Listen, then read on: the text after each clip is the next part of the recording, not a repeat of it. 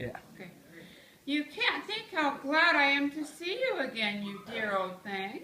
When I am Duchess, I won't have any pepper in my kitchen at all. Soup does very well without. And, oh, maybe it's always pepper that makes people hot-tempered, and vinegar that makes them sour, and cannellini that makes them bitter, and barley sugar, and such things that make children sweet-tempered. I only wish people knew that then they wouldn't be so stingy about it, you know? You're thinking about something, my dear, and that makes you forget to talk. I can't tell you just what the moral of that is, but I shall remember it in a bit. Perhaps it hasn't one. Everything has got a moral if only you can find it. The game's going on rather better now. Oh, 'tis love that makes the world go round. That is done by everyone minding their own business. Ah, well, it means much the same thing, and the moral of that is, take care of the sense, and the sounds will take care of themselves. I dare say you're wondering why I don't put my arm around your waist. The reason is that I'm quite doubtful about the temper of your flamingo. Shall I try the experiment? He might bite. Very true. A fine day, Your Majesty. Now I give you fair warning. Either you or your head must come off, and that in half of no time. Take your choice. Have you seen the mock turtle yet, my dear? I don't even know what a mock turtle is. It's the thing mock turtle soup is made of. I never saw one or heard of one. Come on then, and he shall tell you his very sad history. You lazy thing! This young lady here would like to see the mock turtle and to hear his very sad history. I must go back and see after some executions that I have ordered. What your history is. I'll tell it to her. Sit down, both of you, and don't speak a word until I finish. What is the fun? Well, that's what was her fancy. That we never execute anyone, you know. Come on. So we're walking very slowly. Okay, what when you look at him. What is his sorrow? It's his fancy. That he hasn't got the sorrow, you know. Come on. This here young lady, she wants to know. As a real turtle, when we were little, we went to school in the sea.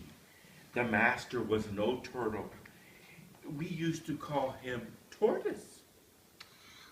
Why did you call him Tortoise if he wasn't one? We called him Tortoise because he taught us. You ought to be ashamed of yourself for asking such a simple question. I'm pointing. Yes, we went to school in the sea, little maybe you don't believe it. I never said I didn't. Bite your tongue. You did.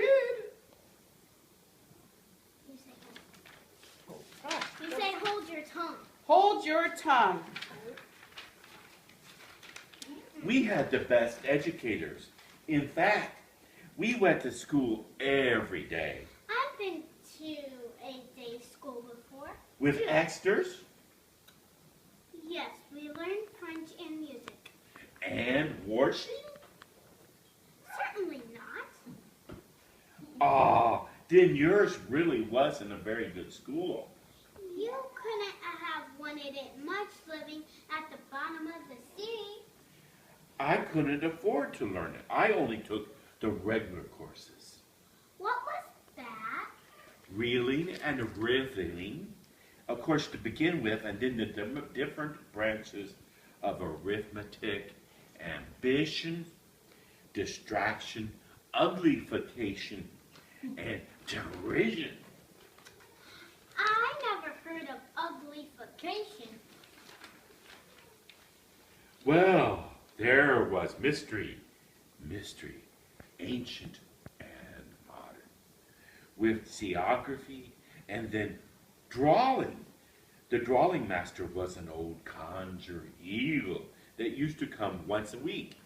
He taught us drawing, stretching, and fainting in coils. What was that like? Well, I can't show you myself. Too stiff. And the Griffin never learned it. Haven't time. I went to the classical masters. I did. He was an old crab, he was. I never went to him. He taught laughing and grief, they used to say. So he did. So he did. How many hours a day did you do lessons? 10 hours the first day, and 9, and then so. What a curious plan. That was the reason they called lessons, because they lessened from day to day.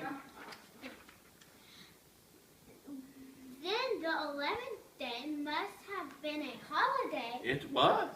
And how did you manage on the 12th?